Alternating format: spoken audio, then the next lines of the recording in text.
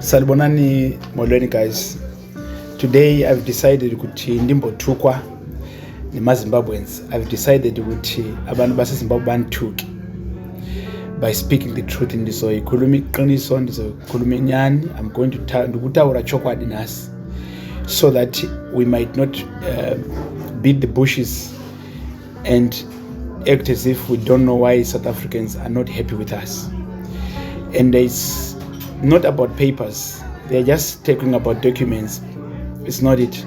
Just that South Africans are tired of us. For a long time, they have been embracing us without asking documents and whatever it is. They knew that we don't have documents, most of us. But just that they see that we are not learning anything and we are not willing to participate into construction for our countries. But I'm going to list a few things that are making South Africans angry. The good thing about this is because myself, I speak 13 languages, and in most of these languages, I hear them when they are speaking anything. So I'm going to give highlight to my brothers and sisters, Zimbabweans. If I'm wrong, you can comment down there and you tell me if I'm wrong. First thing is about the employment issue. Zimbabweans are cheap laborers wherever they go, and they claim to use high skills and high quality education by taking jobs from South Africans, and these jobs that they should have been working. And at work, Zimbabweans, they found to be ipimpi, kutwa tina sizipimpi.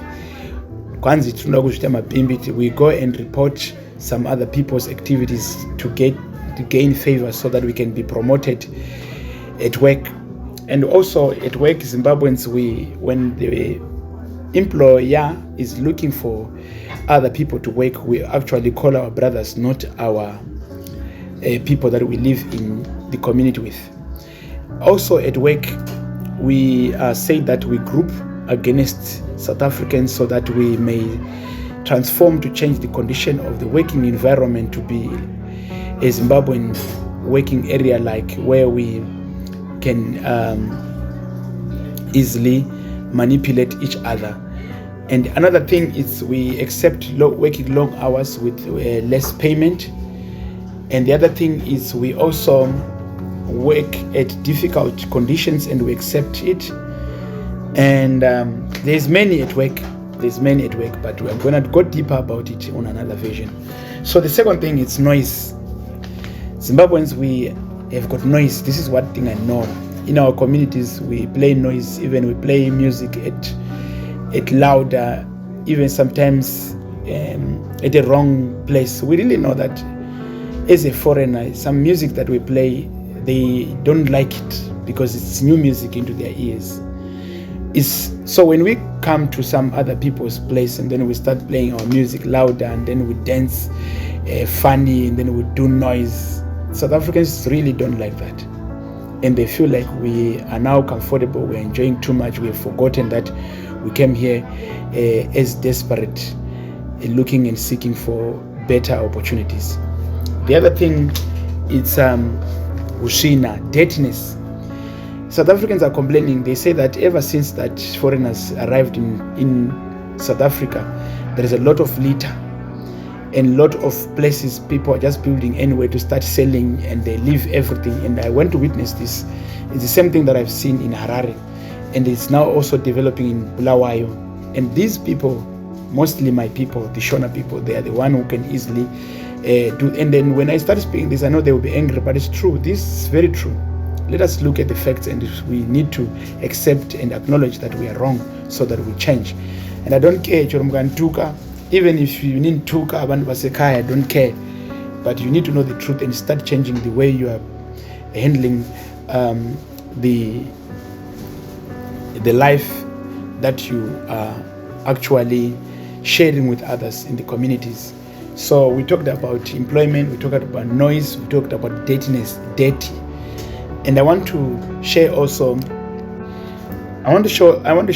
about the lack of community participation.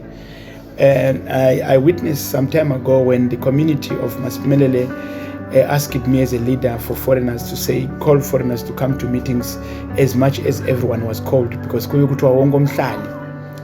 But to my surprise, it was me, my brother, and my few family, and the others, 2-3 people there, among many Zimbabweans who are more than 2,000 to 4,000 in my community. They don't attend meetings, and we were told that we are not going to go to work. We have to march and to demonstrate over the issues that is happening in South Africa. And then we found out that we, mostly Zimbabweans, we had to find ways to go to work, and we left the other South Africans working alone and demonstrating alone for the better of South Africa and the better of hospitals that they were demanding, and clinics and other things. But we foreigners, we went to work. And these are other things that make South Africans angry with us. They feel like we came here to change the way they demand what they want from the government. And another thing again that I've realized that it makes South African angry, we publicly speak about them being uneducated, and we think they are fools. And South Africans really don't like that. That's being honest. They say that if you are wise and clever and if you're educated, why did you run away from your country? So another thing again that South Africans don't like is the issue of Zimbabweans coming here, mostly Zimbabweans, and fight with their wives and their husbands. And they think that we are actually failing to know and understand that we did not come here to break families. And another thing again that they are not happy about is the numbers of Zimbabweans in hospitals with small children. And I've witnessed that most of my brothers and sisters, we have got many children, 5-6 children, but we are saying we are suffering.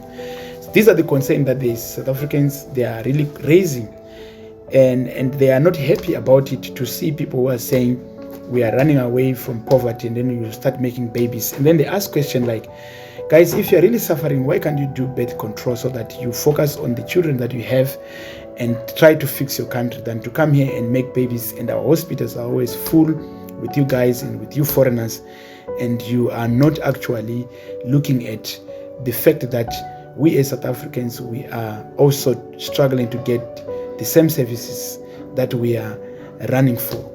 And I want to say, one day when I was in hospital, I had to ask one of the brothers from Zimbabwe. He stood up and then he started saying, but and then he was speaking in English. They are ladies, these people, they are very slow. And then I said to him, my brother, we are not entitled to complain here. And remember, all these people who are in the queue are South African coloreds, South African white people, and South African black people. And me and you, we are the last people to complain here. We should accept that we are here to be assisted and we are foreigners. You must humble yourself and accept that you have visited here.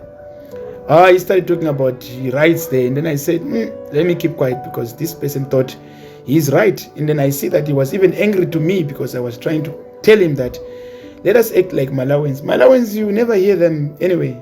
You'd never hear them anyway.